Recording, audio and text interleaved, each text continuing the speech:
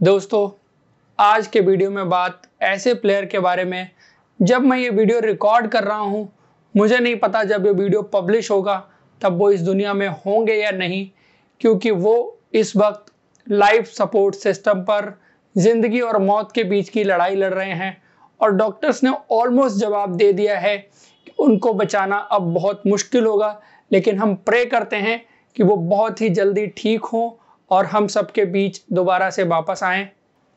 दोस्तों, क्रिकेट में sixer king आपने बहुत से प्लेयर के बारे में बीते 1 से 2 दशकों में सुना होगा, लेकिन जब क्रिकेट में छक्कों की बात होती थी, टेस्ट क्रिकेट में छक्कों की बात होती थी, तो जिस प्लेयर का नाम आता था और उसके खेलते हुए टेस्ट क्रिकेट में सबसे ज्यादा छक्के लगाने का रिकॉर्ड उसी प्लेयर के नाम रहा।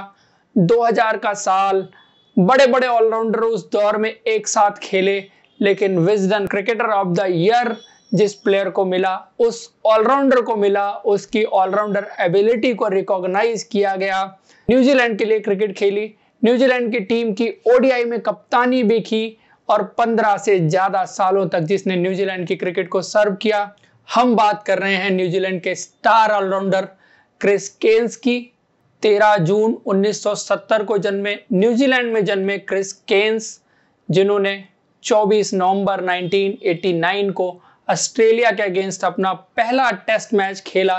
1991 वो साल था जब उन्होंने ओडीआई क्रिकेट में डेब्यू किया और उनके करियर की अगर हम बात करें तो शुरुआत के दिनों में एक वो बेहतर फास्ट बॉलर हुआ करते थे और उनकी फास्ट बॉलिंग से उन्होंने बहुत विकेट शुरुआती दिनों में अपने लिए। लेकिन जैसे जैसे उनका करियर आगे बढ़ता गया, वो इंजरीज से बहुत जूझे और उनकी इंजरीज के बारे में बहुत बड़े बड़े जर्नलिस्ट ने उनके बारे में बोला कि अगर क्रिस केन्स को इंजरी ना हुई होती, उन्होंने 62 टेस्ट मैच अभी खेले हैं, वो शायद 62 टेस्ट मैच और खेलते और 100 टेस्ट मैच से ज्यादा खेलने वाले ऑलराउंडर बनते। और दुनिया के क्रिकेट में जिनको उनसे पहले जो प्लेयर खेले, जिन्हें ग्रेट ऑलराउंडर कहा जाता है, सर इयान बॉथम, उनका रिकॉर्ड वो जरूर तोड़ते। 62 टेस्ट मैच क्रिस केन्स ने खेले, जिसमें उन्होंने 3320 रन बनाए, 5 सेंचुरीज उनके लिए टेस्ट क्रिकेट में, 22 हाफ सेंचुरीज उन्होंने टेस्ट क्रिकेट में लगाई, 13 बार 5 विकेट लेने का कारनामा, 1 बार 10 विकेट लेने का कारनामा और उनका करियर बेस्ट 7 विकेट लेकर 27 रन दिए और 10 विकेट लेकर 100 रन एक मैच में। ये उनके टेस्ट करियर के बेहतरीन आंकड़ों में से एक थे। अगर ओडीआई क्रिकेट की भी बात की जाए, 215 ओडीआई उन्होंने खेले, 4950 रन, 4 सेंचुरीज, 26 हाफ सेंचुरीज इस प्लेयर ने अपने करियर में बनाई। विकेट्स की बात होगी तो 201 विकेट उन्होंने लिए, 5 विकेट लेने का कारनामा भी उन्होंने अपने करियर में किया, 4 विकेट उन्होंने अपने करियर में 3 बार लिए। तो जेन्युइन ऑलराउंडर जिसकी बात होती है, जो बॉलिंग से भी टीम को कंट्रीब्यूट करे, बैटिंग से भी टीम को कंट्रीब्यूट करे, दोनों ही डिपार्टमेंट में, फील्डिंग भी उनकी जबरदस्त फील्डर वो थे। लेकिन इंजरीज ने उनके करियर पर बार बार ब्रेक लगाया, लेकिन उनके करियर का बेस्ट हमें देखने को मिला 1996, 7, 8, 9, 2000, 2004, जो 5 साल क्रिकेट उनकी यहाँ पर थी। लेकिन उसमें भी अगर बेस्ट चूज करना हो तो हम इंडियंस 2000 को ही उनके क्रिकेट करियर का बेस्ट ईयर मानते हैं, क्योंकि उस साल आईसीसी नॉकआउट कप नैरोबी में खेली गई, फाइनल मैच में खेली गई उनकी पारी, जिसने सौरव गांगुली के शतक पर पानी फेरा। टीम इंडिया के 264 के बड़े स्कोर को 5 विकेट जल्दी गिर जाने के बावजूद क्रिस केन्स ने जिस तरह से पारी को संभाला और न्यूजीलैंड की टीम को आईसीसी की पहली ट्रॉफी दिलाई, और क्रिस केन्स की वो सेंचुरी ही थी जिसने न्यूजीलैंड की क्रिकेट को पहली आईसीसी ट्रॉफी दिलाई। उनसे पहले बहुत ग्रेट्स न्यूजीलैंड के लिए खेले थे, चाहे मार्टिन क्रो हो, स्टीफन फ्लेमिंग, बहुत कप्तानी की न्यूजीलैंड के लिए, जॉन राइट हो, बड़े बड़े प्लेयर न्यूजीलैंड के लिए खेले। लेकिन क्रिस केन्स की उस शतकीय पारी को हमेशा याद किया जाता है और न्यूजीलैंड के लिए वो पहली आईसीसी की ट्रॉफी थी। दूसरी आईसीसी की ट्रॉफी आने में न्यूजीलैंड को 21 साल लगे, जो अब जाके केन विलियमसन की कप्तानी में न्यूजीलैंड ने WTC फाइनल मैच जीता। हिस्ट्री की बात करें तो साउथ अफ्रीका के अगेंस्ट 158 58 रनों की पारी 172 गेंदों में क्या ताबड़तोड़ बल्लेबाजी क्रिस केन्स ने उस दिन की थी और साउथ अफ्रीकी अटैक को निस्तो नाबूद कर दिया था। और उस अटैक में एक से एक बड़े बॉलर्स थे, चाहे शॉन पोलाक हो, मखाया नतनी हो। अच्छी बात उनकी ये थी कि सामने छक्के लगाने में बहुत माहिर थे और स्ट्रेट सिक्स वो मारा करते थे। 75 बॉल्स पर बनाई गई उनकी सेंचुरी न्यूजीलैंड के लिए फास्टेस्ट एवर बहुत सालों तक रही, 1.5 दशक तक रही। और 2013-14 में आके कोरी एंडरसन ने उस रिकॉर्ड को तोड़ा जब कोरी एंडरसन ने 36 बॉलों पर 100 बनाया।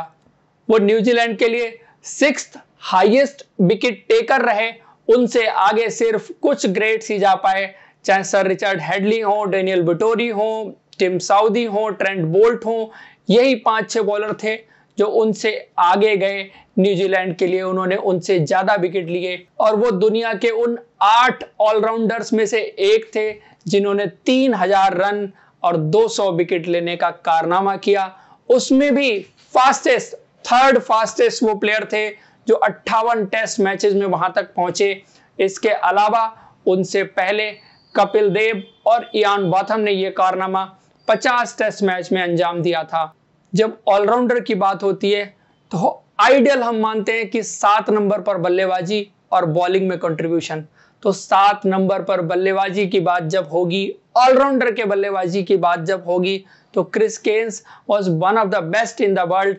अगर एवरेज की बात करें तो लगभग 45 का एवरेज उस नंबर पर बल्लेबाजी करते हुए, और जो कि दुनिया में बड़े बड़े प्लेयर उस नंबर पर भी खेले, चाहे एडम गिलक्रिस्ट हो, महेंद्र सिंह धोनी हो, कुछ ऑलराउंडर्स और भी खेले होंगे, लेकिन बावजूद इसके उन सबसे बेहतर एवरेज नंबर 7 पर क्रिस केन्स का था। इंजरी की वजह से जब उन्होंने बीच में लेट 90s में आके स्लोअर बॉल पे ज्यादा फोकस करना शुरू किया, तो एक टेस्ट मैच था इंग्लैंड में, इंग्लैंड के विकेटकीपर बैट्समैन क्रिस रीड, जिनके लिए उन्होंने एक बॉल फेंकी और जब देखा, सबने देखा तो लगा कि ये बीमर है और उन्होंने डक कर दिया। और जब डक किया तो बॉल जाके विकेट पर लग गई और वो आउट हुए। एक्चुअली वो बीमर नहीं थी, वो स्लोअर बॉल थी क्रिस केन्स की, जो उन्होंने कुछ इस तरह से फेंकी थी जो दिखने से लग रहा था कि वो बीमर है, लेकिन बॉल एकदम से डिप की और विकेट पे जाके लगी और क्रिस रीड को इस तरह से आउट दिया गया। 2004 सुनामी आई दुनिया में, भारत भी उससे बहुत प्रभावित हुआ, साउथ ईस्ट एशिया पूरा उससे बहुत प्रभावित हुआ। और जब आईसीसी ने वहां पर कुछ फंड रेजिंग के लिए एक टूर्नामेंट का आयोजन किया था जिसमें वर्ल्ड 11 और एशिया 11 के बीच में मैचेस खेले गए थे, वहां पर उन्होंने उस मैच में 69 रन किए 47 बॉल्स पर। और उस मैच में याद होगा आपको, Ricky Ponting and Michael Clarke दोनों ही बल्लेबाजों ने शतक भी लगाए थे। 2004 का साल जब उन्होंने टेस्ट क्रिकेट को अलविदा कहा, और 2006 का वो साल था जब उन्होंने वनडे क्रिकेट को भी अलविदा कह दिया। उसके बाद इंडिया में जो एक लीग हुई, आईसीएल इंडियन क्रिकेट लीग, वो उसका भी हिस्सा रहे, चंडीगढ़ टीम की कप्तानी भी उन्होंने की, लेकिन उस लीग को बीसीसीआई ने मान्यता नहीं दी, जिसके बाद वो लीग बंद हो गई और फिर आईपीएल की शुरुआत हुई। 1993 की बात है, उनकी पर्सनल लाइफ की बात करें, उनकी सिस्टर का एक्सीडेंट हुआ एक रेल एक्सीडेंट में।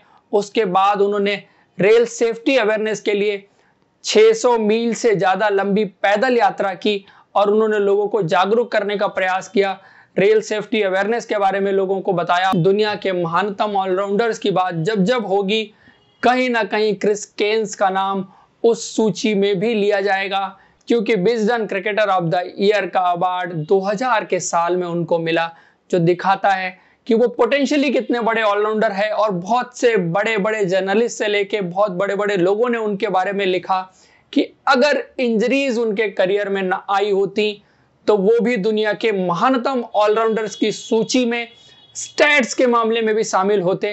एबिलिटी में उनके कोई कमी नहीं थी, और जो एबिलिटी इतने कम टेस्ट मैच खेल के उन्होंने जिस तरह की परफॉर्मेंस दी, वो इस बात की गवाही देती है कि उनमें पोटेंशियल पूरा था दुनिया के महानतम ऑलराउंडर बनने का। तो दोस्तों, ये थी कहानी क्रिस केन्स की, 90s के एक और प्लेयर की, एक और ऑलराउंडर की कहानी।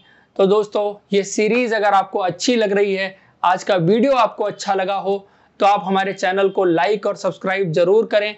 साथ ही साथ आप सजेस्ट भी करें कि अगला वीडियो हम किस प्लेयर के बारे में लेके आएं, तो हम उसके बारे में आपके लिए वीडियोस लेकर आते रहेंगे।